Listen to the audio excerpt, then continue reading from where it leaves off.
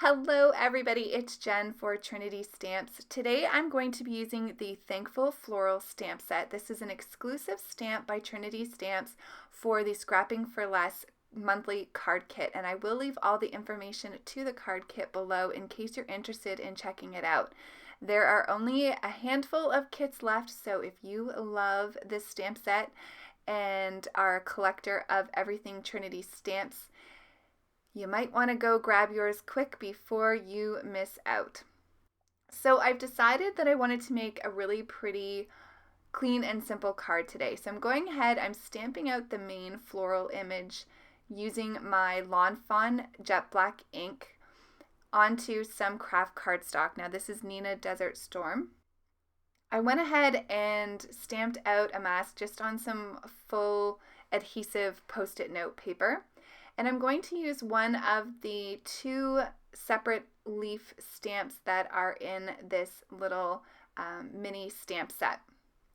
So I wanted to just add one to either side of the floral image here, just to kind of bring it up a little bit more on that right hand side and then balance it out to the bottom left hand side. I'm going to go ahead and do all my stamping while I have my mini Misti out here. I'm going to use the Thankful sentiment that comes in the stamp set, and I don't know what I was doing. I was really pounding my ink there. Sorry, I was shaking the camera. Wanted to make sure I was going to get a crisp image. I am going to bring in a sentiment from the Autumn Sentiments. This is from the fall release and is available at Trinity Stamps or wherever Trinity Stamps is carried. Went ahead and cut my stamp here. I just want to use the For You on that sentiment. Now, if you are oldie but goodie to my channel, you will know that I am not afraid to cut my stamps if it means that it's going to, one, make it easier for me to use them, and two, if it means that I'm going to use them more. So like I said, not afraid to cut them, and it worked perfectly. I love the sentiment, Thankful for You. This makes a great anytime card to send to anyone in your life. So I'm going to start coloring using my Copic markers. Now this is the first time I have ever colored on Kraft Cardstock with Copic markers. So I did learn some things in the process that I wanted to share with you. I went ahead and started with my darkest color just because I felt like there was more opportunity here to have some bleeding, so I didn't want to saturate the paper too much. And starting with that E09, my darkest marker, would help to ensure that I don't get as much bleeding. So my darkest midtone is YR18 and my lightest midtone YR16. Then I blended that out with the Y35, and my lightest, which I'm using just at the very tips of each petal, is Y11. So I was going for a sunflower with my coloring, and for my shading, I'm just doing the darkest closest to the center of the flower, and then anywhere where there is a petal overlapping another petal. Those would cast a shadow, so you want to make sure you have your darkest color in those areas. Now I'm doing small sections at a time just because I wasn't exactly sure how this paper would blend with the markers. It blends beautifully, by the way. I really enjoyed this process.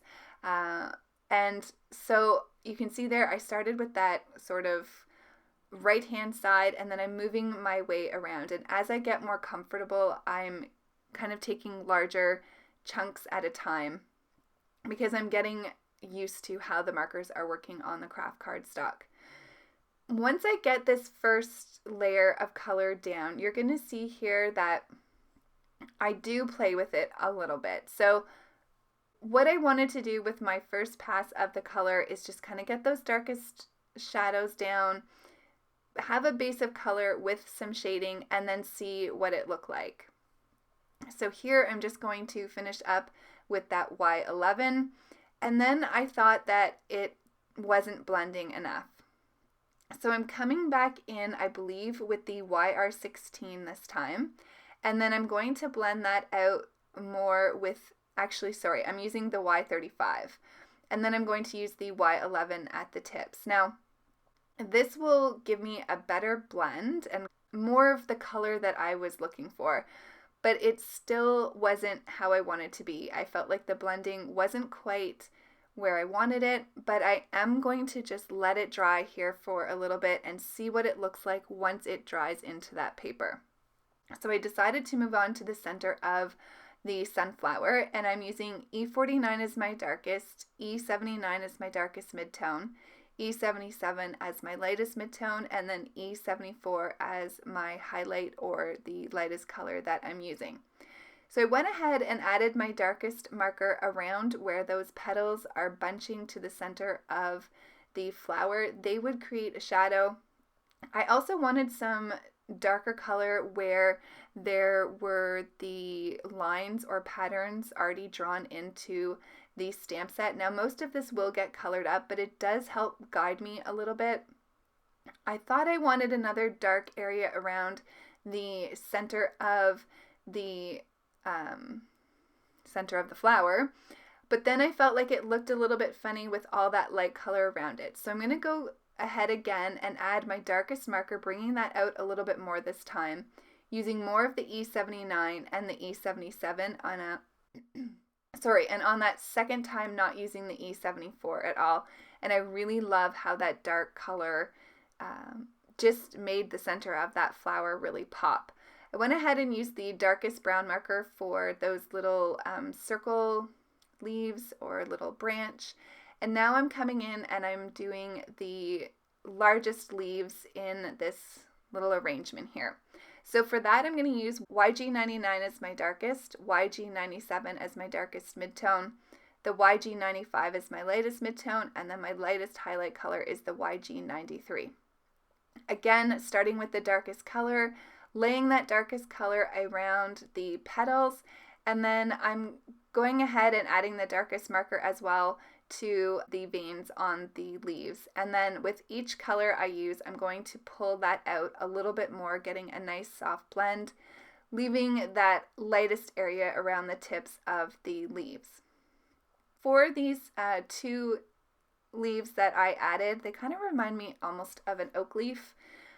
I wanted to go with a nice brown color, so I chose E35 as my darkest, E33 as my darkest midtone, E53 as my lightest midtone, and then E51 as the lightest color. And I felt like once I got that first set of coloring down, it wasn't quite dark enough, so I am going to go back and darken that up again. This time bringing out more of that E35 and the E33, leaving only the very tips for the lightest marker. Then I thought I would bring in a pop of color, so I'm going to use this really pretty burgundy red color combination. So I'm using R89 as my darkest, R39 as my midtone, and R29 as my lightest, concentrating the darkest areas on the inside of the little leaves here closest to the stem, and then having the lightest color on the outside of the leaves just to brighten that up a little bit. So here's where I decided that I wanted to try again with the sunflower to get that better blend. So this time I chose the YR04, and I'm going to bring that out a little bit more here.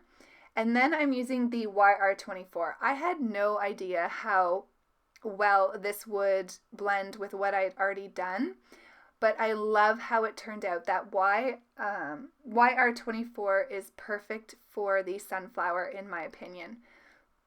So I am just bringing that out a little bit more. I wasn't quite sure when I started this what I wanted to bring in for the yellow, but I chose the Y35, which I had used the first time.